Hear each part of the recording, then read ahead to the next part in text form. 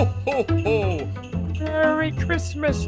Welcome to Created Creative. I'm Dawn. And I'm Ruth. And aren't we lucky we have Santa with us today? Right. This is amazing. Busy time of the year. Thank you for making time for us during your busy season. You bet. I know. Would you take a moment to introduce yourselves to our Yourselves. listeners? You're both people. Yourselves. Hi there. My name is Terry Niemann, and I portray Santa. I'm in transportation on my daytime job, and I live in Minnesota, so in the cold weather. What does it mean? Do you drive a snowplow? What is in transportation? So I work for a private school, and I'm a dispatcher, trainer. I evaluate all our drivers. I schedule charters, field trips, all that stuff. Many hats besides the one I have on my head. Good. And I've known Terry since I was, 22 years old. Just a few years ago. For my first youth encounter team.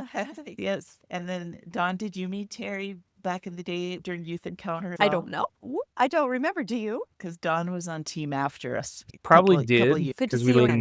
lived in the city. Yeah. So He looks a little different today, especially our listeners who are not watching on video. Terry is dressed fully in his Santa outfit. Tell me Yeah. why people And decide to so be it's- Santa. So, interesting thing, I was asked, I already had the beard, wasn't quite as white this or gray, or as some would say, salt and pepperish, but a friend of mine from church actually owned a restaurant. And in 2018, he had asked, hey, my Santa is retiring, that comes to the restaurant. Would you be interested? So as most people do, you say, yes, I'll try it. And I got on Amazon and bought my first Santa suit off Amazon. So it wasn't too pricey. It definitely looked like a costume more than an actual suit. So that's how it started. And then it just blossomed from there. But I just had his one store restaurant that he had me come to. It was always the Saturday before Christmas, and I still continue doing it to this day. So what Yeah. hooked you? What hooked me? You know, it's interesting. Growing up, I never really got into Santa. I knew presents showed up at home when mom and dad would take us to church. During church. And my grandparents just lived down the road. We lived on a farm, and my grandparents lived down the road. And later on, we figured out, oh, grandma and grandpa must be dropping off the presents before we got home, because we'd all would sit in the same pew. So grandma and grandpa would show up a few minutes after we did. So we had a feeling, oh, hey, I never really took on, oh, I really want to be, like, I didn't watch a movie and go, that's what I want to be when I grow up. Right. No thought of that at all. And so it just kind of fell on my plate, my lap. And then the experiences kept me going. So, what have been some of your most memorable experiences as Santa? So I had probably one of the most memorable just happened last weekend is I had a student or child who had Down syndrome. Just happened to be, so when I'm at Culver's, I'll go out in the drive-thru and entertain there while they're waiting for the food as well. If I've gotten all the kids inside, I'll just go outside and do that. Well, I was just coming back in, this family with this child came in, and this child just lit up and just came, Santa, and came running to me and just gave me a big hug and then stopped, looked back, oh, Santa, gave me another hug, and it just warmed your heart. And then one of the managers later on said that was so worth just you coming to see that one child and just to experience him being so excited. And then also he just rattled on his, this is what I want. And can you get this for my sister? And then he'd stop, look again, give me a big hug. It's just that excitement. And then there's so many more. I also drive for a limousine company, and so I've done some Santa stuff with that too. And my most memorable one, that one was I had a grandma who hired limo for their family. They would always go out, and they were a family that would rather give than receive. And I am so about that. It was so awesome. She had lined it up. I was actually training a new driver, and I was in my Santa suit. So I was in the back with the family, and it was probably a 12-passenger limo, like a Sprinter van. And there was probably 10 of them. And this little boy, maybe four or five, was always looking at me, sitting with me, and always excited. Well, we ended up going, and they had saved up their money and stuff to buy gifts for the homeless. And so we went to the homeless shelter and gave them cases of water and all sorts of other items that they had already prepared. And then we went to the downtown Minneapolis. We went to a shelter right downtown there, and we handed out these survival kits that had warming blankets and a granola bar and water and all this. And then she had gotten like Starbucks or whatever the closest coffee shop was, just like a gift card so that they could at least have a coffee or a hot chocolate. And so we started handing those out. And of course, I come in there dressed as this, and they're all like Santa. And I said, hey, and I brought my elves along, and we're all handing out stuff. And just seeing the excitement of that for even adults and those that are not as well off or, are struggling through times. But it just, that warmed my heart. But the other part of this memory, that experience I did, was that we ended up stopping at a Target. And in my head, I'm like, oh my gosh, this is the worst thing that can happen. And what do? They were like, okay, let's all get out, go in the middle of Target at the entrance, and we're all going to huddle up. Grandma handed out $20 gift cards to all of us and said, go find somebody to give it to. And so we ran looking and so this little 5-year-old grabs my hand, come on, Santa. And we hightail it to the toy aisle, of course. And my worry was because when we came in, they made an announcement that, hey, Santa just arrived. I'm like, oh no, it's going to be crazy. And it wasn't. Everybody was polite, but we went up to this little girl, and this little guy that was with me went up to this girl, and I looked at Grandma who was with her, and I said, is this okay? She's like, yeah. And she was looking at a Barbie.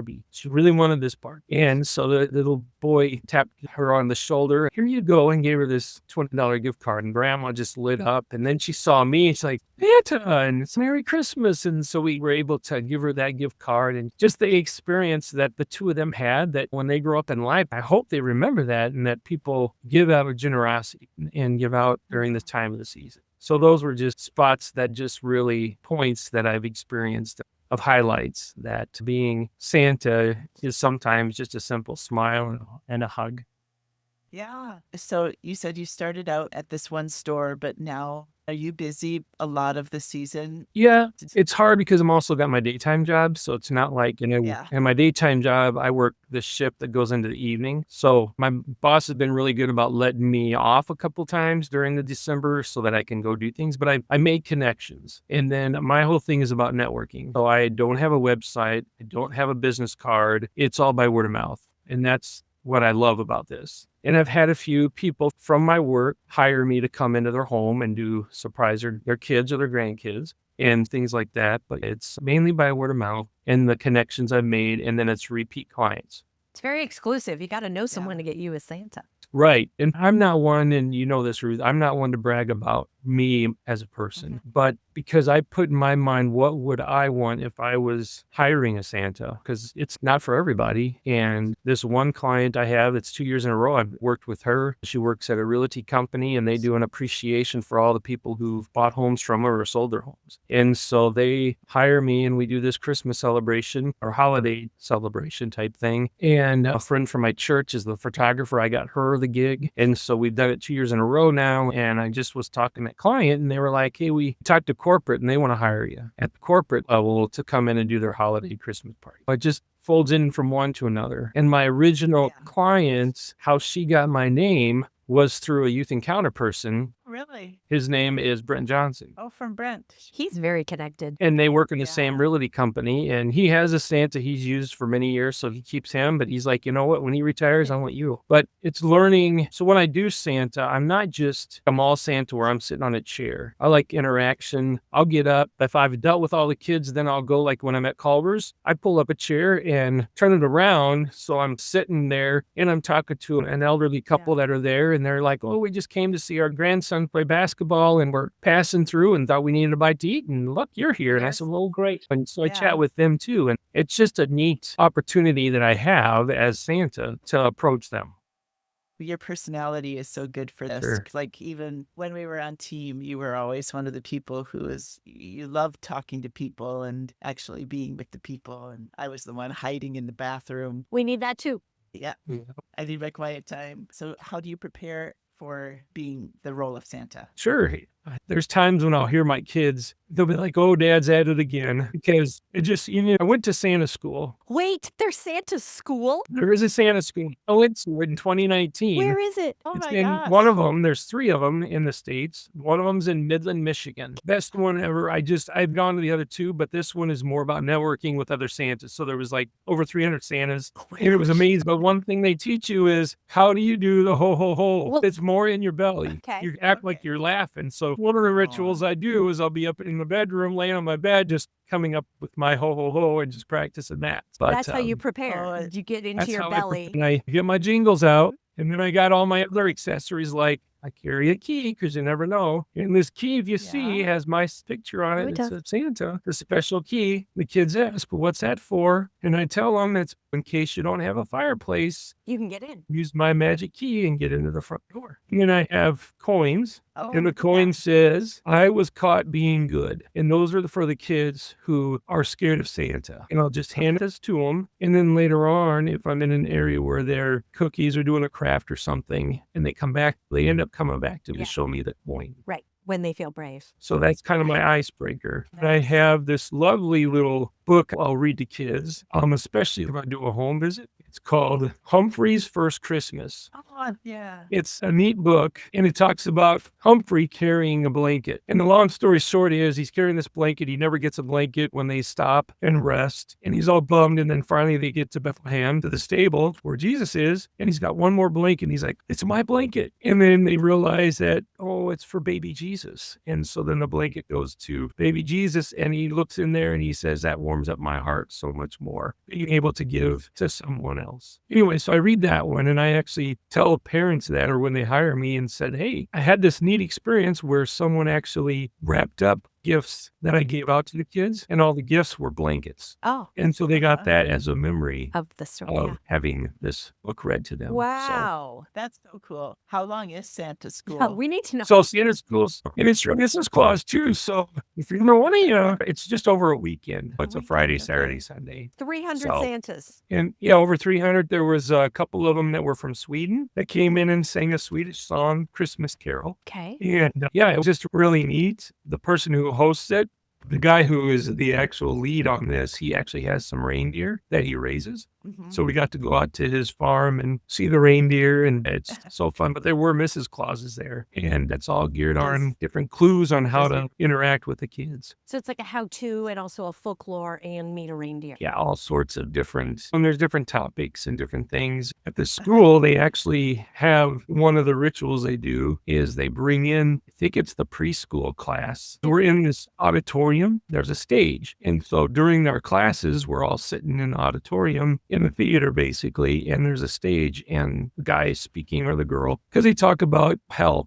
When you can, how do you do some exercises and stuff? Because how many of you are diabetic? And almost every Santa raise their hand because they're eating cookies and drinking milk and they're plumper than plump. Yeah. And so there's exercises, but they had this class come in. So all the preschools from that town, this is their thing they do. They bring them in and they get to see Santa, and then Santa interacts with them and we get to watch it. Now where we're sitting, it's all black. So the kids have no idea we're out there. And all of a sudden, when they all get in, they all get to talk to Santa, and then Santa gives them an apple. And then he ends up getting all done, and he goes, okay, I'd like to sing a song for you. And we had a family reunion, and all my cousins are here now. And so they pop up the lights, and all of us Santas are there. And they're singing a Christmas song. And the kids' eyes are like, oh my How God. could there be so many? So awesome. But Mhm. it's my highlight of that. Yeah. And the cool thing, and you've met my parents, so I've got an older brother and a younger sister, and both of them had gone to college, but I never did. And so when my parents heard that I was going to Santa school, my parents said, we never paid for you to go to college, so we're going to pay for you to go to Santa school. It's so nice. I love Yeah. that. This is your higher education.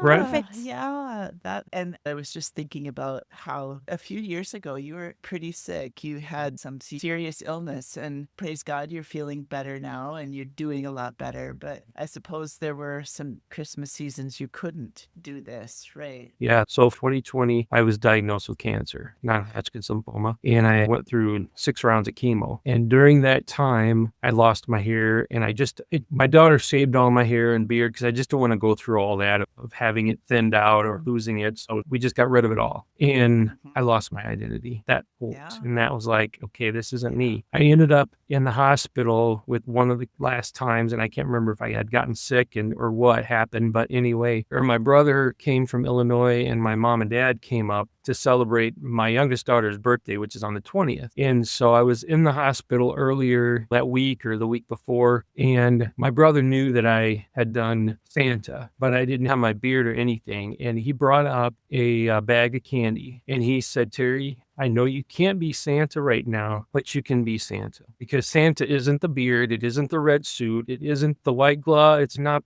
the glass. It's not that. It's what's in your heart." And he said, "You and I are going to walk around," and at the time had an IV and had whatever chemical in me. He goes, "We're going to walk around. We're going to go to all the nurses on your floor." So that's what we did. So we were the little elves of Santa. And he got to see how I usually do Santa as best I could. And that was one of my best Christmas ever, family with my brother, that we were able to share that experience. Now, a few days later, I was back at home and it was my daughter's birthday. We get a knock at the door, and friends from our church were all out front, and we can hear Christmas caroling, and the fire department brought their fire truck. And at the time with cancer, you have your senses are very on high. So we have a fireplace and I could smell like smoke. I'm like, "Oh, is there a fire in our house?" Because I'm like, "What's going on?" And found out that no, they were here. There was an organization my sister found out about called Best Christmas Ever. And it's an organization. I don't know if either one of you've heard of it. It's an amazing organization. This year, I think they have, I call it blessings, have blessed 300 families during this holiday season, where families are going through tough times, whether it's a death in the family or someone's ill. And so my sister nominated us because I was going through cancer. And these people came and just filled the whole front porch full of presents and blessed us. And it was so overwhelming. I was already doing Santa, right? So that was, 2018, I started doing that. And so I think it was 2021. 4 years ago that they came. And anyway, they blessed us. And then after that, when I started getting healthy again, I donate my time as Santa whenever they need me for Best Christmas Ever, when they do fundraising. So Shields Sporting Goods store down in Eden Prairie, I go down there and I volunteer my time when they donate. Like this year, Shields donated like $25,000. And then Best Christmas Ever had a fundraiser and they matched that. So there was $50,000 that they were able to use and spread out for these 300 families. The families don't even know this is happening. It's all a big surprise. But anyway, since then I've been connected to Shields. So I do their employee Christmas party, and then they've done a couple other events there in their conference room at Shields. It's all getting networked through different things, but this Best Christmas Ever is just an amazing organization. And it's all over. It's not just in the Twin Cities. It's in Iowa. And I think it was based in Duluth area. Story, if you ever want to connect up with him.